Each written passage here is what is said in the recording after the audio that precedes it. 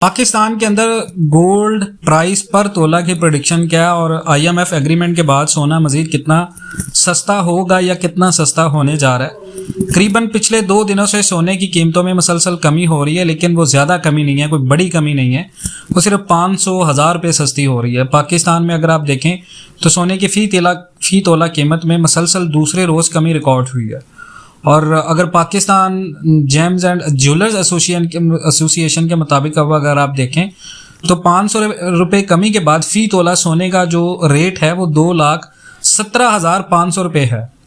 और एसोसिएशन के मुताबिक अगर आप 10 ग्राम सोने की कदर की मालूम करें तो उसमें करीबन 450 रुपये कमी से 1,86,470 रुपये अमाउंट हो चुकी है। लेकिन अगर आप इसके अलावा पूरी दुनिया की मार्केट में देखें तो ऑन्स का जो रेट है सोने का वो $18 इजाफे के बाद $2,027 पर आ चुका है। तो ये तो महंगा हो रहा है सोना। अगर आप इसकी प्रेडिक्शन की बात करें कि आने वाले 1 साल में तो ये सोना करीबन 2 लाख 2,000 2 लाख 3,000 तक आ जाएगा।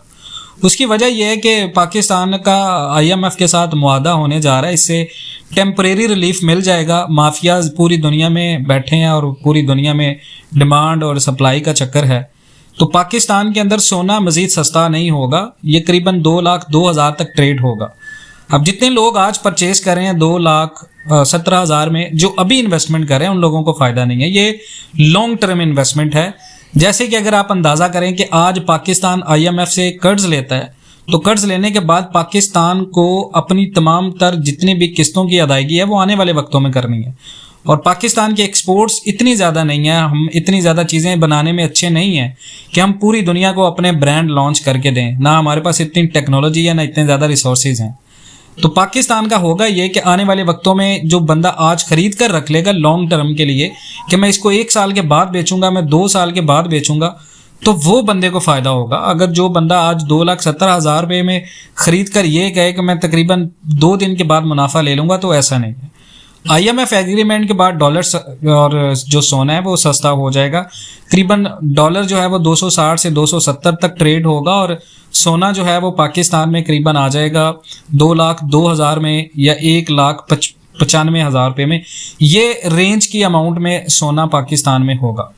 अब डॉलर नीचे आने से, क्योंकि ऑब्वियसली सोना सस्ता होगा, क्योंकि अभी पाकिस्तान में जो सोना महंगा होने की सबसे बड़ी वजह ये है वो ये है कि पाकिस्तान ने इंपोर्ट के ऊपर पाबंदी लगाई हुई है और मुल्क में मौजूद जो सोना है वही ट्रेड हो रहा है पूरी दुनिया में और पूरे पाकिस्तान में।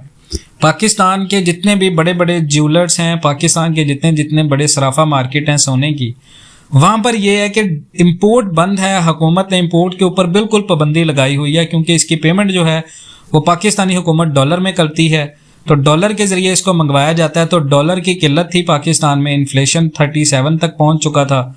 तो इन्फ्लेशन से पाकिस्तान की जितनी भी तमाम तर कारोबारी तबके हैं वहाँ पर नुकसान हो रहा था लोगों को, तो इंपोर्ट बंद कर दी थी। इंपोर्ट अब खुल जाएगी तो इसकी डिमांड में थोड़ी सी कमी आ जाएगी और लोग सोने और डॉलर को भूलकर किसी दूसरी सरमायाकारी में लग जाएंगे। उसकी वजह यह है कि हुकूमत ने क्राइटेरिया या सिनेरियो इस तरह का बना दिया होगा कि पाकिस्तानी लोग समझेंगे कि शायद सोने में इन्वेस्टमेंट करना नुकसान होगा, लेकिन डिमांड में कमी आने से इसमें नुकसान नहीं होता। ये तो हज़ारों सालों से लोग अपनी इन्वेस्टमेंट डॉलर्स में या इसमें गोल्ड में रखते हैं। तो हज़ारों सालों से तो गोल्ड में इन्वेस्टमेंट रखते हुए लोगों को नुकसान नहीं हुआ, क्योंकि ये ना तो ख़राब होता है, ना इसके लिए आपको कोई स्लिप रिक्वायर्ड है। तो ये एक ओपन मनी है जिसको आप अपने पास रख सकते हैं, but still it's a long term investment.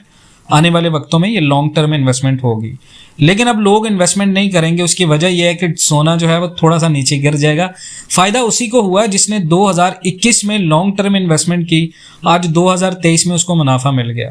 और आज भी वो बंदा जो 2025 का माइंड बना के सोने में इन्वेस्टमेंट करने जा रहा है या सोने में इन्वेस्टमेंट करेगा, उसको भी फ़ायदा होगा, क्योंकि तब तक भी पाकिस्तान के अंदर इसकी डिमांड और इसका रेट आप देखें तो इन्फ्लेशन के हवाले से पाकिस्तान में तो पिछले करीबन 3 साल से पाकिस्तान में इन्फ्लेशन करीबन 10% से ऊपर जा रहा है। इसका मतलब यह है कि अगर आप सोना खरीद लेते हैं, सोने की ना तो कोई डेप्रिसिएशन होगी, तो ये तो इन्फ्लेशन के साथ अपनी डिमांड में भी इजाफा करेगा, अपनी कीमत में भी इजाफा करेगा। तो डिमांड में कमी नहीं आएगी, लॉन्ग टर्म इन्वेस्टमेंट के हवाले से। अब लोग इन्वेस्टमेंट नहीं कर रहे, उसकी वजह यह है कि लोग करंटली जो इन्वेस्टमेंट चाह रहे थे वो थी शॉर्ट टर्म इन्वेस्टमेंट। तो शॉर्ट टर्म में लोगों का, जिन लोगों का तुक्का लगना था वो लग चुका है। अब मजीद लोग इन्वेस्टमेंट नहीं करेंगे क्योंकि IMF एग्रीमेंट के बाद पाकिस्तान में डॉलर जो है वो थोड़े से आ जाएंगे और पाकिस्तान जब कौमी ज़खायर है उसको थोड़ा सा रिलीफ मिल जाएगा और पूरी दुनिया से मिल मिला के पाकिस्तान की एक अच्छी खासी पोजीशन बन जाएगी करीबन 1 साल के लिए। तो हेज इन्फ्लेशन जो है वो पाकिस्तान के अंदर रुक जाएगा, कीमतें यहीं रुक जाएंगी, मज़ीद सस्ती नहीं होंगी लेकिन रुक जाएंगी। तो इससे ये होगा कि पाकिस्तान के अंदर जितने भी लोग इन्वेस्टमेंट करते हैं या बिज़नेस करते हैं या सरमायाकारी होती है, लोगों के पास बैंक डिपॉजिट्स होते हैं, तो बैंक डिपॉजिट से पैसा निकालेंगे, पैसा निकाल के इन्वेस्टमेंट करना शुरू कर देंगे और 1 साल तक पाकिस्तान की कौम फिर भूल जाएगी लॉन्ग टर्म इन्वेस्टमेंट क्या होती है।